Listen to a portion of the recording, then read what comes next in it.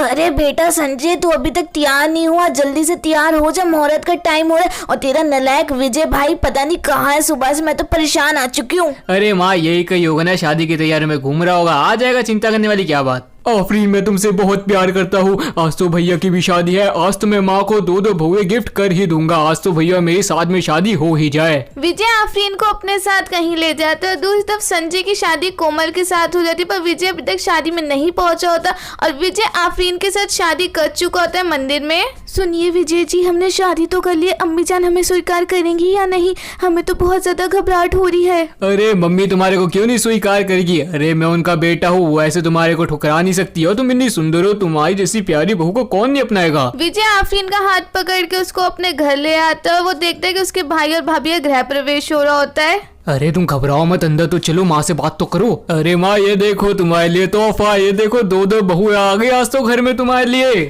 हे भगवान, तूने मुस्लिम लड़की से शादी कर ली, तेरे को जरा भी शर्म नहीं आई मुल्ली लड़की लाने से पहले? अरे माँ, आप कौन सी जमाने की बातें कर रहे हो? हिंदू मुस्लिम वाली है, इतनी सुंदर बहू है तुम्हारी।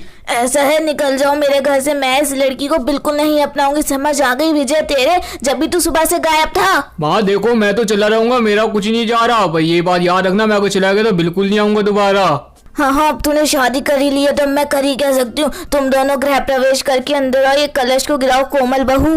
कोमल और आफरीन दोनों कलश को गिरा के गृह प्रवेश करती हैं। अगली सुबह हो जाती है, दोनों जल्दी उठ के तैयार हो जाती हैं। अरे बहू, आज तो तुम दोनों की पहली रसोई है। मेरी रसोई में मांस मच्छी नहीं बनना चाहिए, समझ गई तू? वहाँ तेरे को बोल रही मैं, कोमल बहू तो ऐसा करेगी नहीं। यहाँ पे तो बहुत सारा सामान है, हम बिरयानी और खीर बनाते हैं, अम्मी जान खुश हो जाएंगी। थोड़ी ही देर में आफरीन खीर और वेज बिरयानी बनाती है, जो कि बहुत ज्यादा स्वादिष्ट दिख रही होती है। तभी वहाँ पे किचन में कोमल आ जाती है। ओहो, देखो तो इस मुसलमानी ने क्या क्या पकवान बनाए हैं। खुशबू तो अच्छी आ रही है, पर मेरे को तो कुछ बनाने ही नहीं आता। ऐसा करती हूँ, इसी का ही खाना परोस देती हूँ, मम्मी जी को क्या ही पता चलेगा। कोमल आफरीन का बनाया हुआ खाना प्लेटों में परोस के सास और ससुर के आगे परोस देती है। सबको कहती है खाना उसने बनाया है। अरे वाह कोमल बहू, क्या स्वादिष्ट खाना बनाया है, तू तो मास्टर शेफ होनी चाहिए थी। मजा आ गया बहू, तू पहले इधर आके अपना नेक ले, मुझे बहुत ज्यादा खुशी हुई तेरा खाना खा के। और उसने तो कुछ भी नहीं बनाया होगा, आफरीन ने, मुझे पता ही था, कुछ आता जाता है नहीं, मेरे बेटे को फंसा लिया। वहीं आफरीन खड़े होकर ये सब बातें सुन रही होती है। उसे बहुत ज्यादा बुरा लगता है, पर वो किसी को कुछ नहीं बताती। ऐसे ही कुछ दिन बीतते जाते हैं। आफरीन का बनाया हुआ खाना कोमल परोस के अपना नाम लेती है। एक दिन की बात है। अरे मेरी प्यारी कोमल बहू, आज मेरा गाजर का हलवा खाने का बहुत मन है। तू इतना स्वादिष्ट खाना बनाती बहू, चल आज तू मेरे सामने बना खाना। अरे माँ जी, आप क्यों नहीं तकलीफ ले रही है, मैं खुद ही बना लूंगी ना। आप कहाँ किचन में गरम गरम हवा खाएगी? अरे तू चल मेरे साथ, मेरे को गरम गरम हवा खाने की आदत है। उसके बाद वो दोनों रसोई में जाती हैं। चल बहू फटाफट बना और जलवा दिखा अपने हाथों का, मेरा बहुत मन है गाजर का हलवा खाने। देख मैंने गाजर भी घिस रखी है।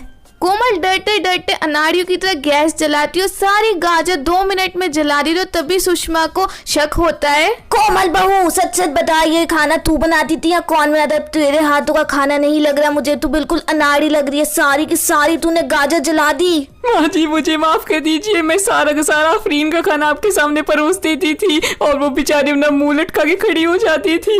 हे भगवान, मुझसे इतनी बड़ी गलती हो गई, मैंने तुझ जैसी झूठी पे विश्वास कर लिया। मुझे अब उससे माफी मांगनी होगी। बेटा आफरीन, मुझे माफ कर दे, मैंने तुझसे बहुत बड़ा बुरा कहा। मैं आज से तुझे अपनी बहू के रूप में स्वीकार करती हूँ। तू बहुत अच्छी है बेटा, तूने कभी भी मेरे को गलत नहीं बोला।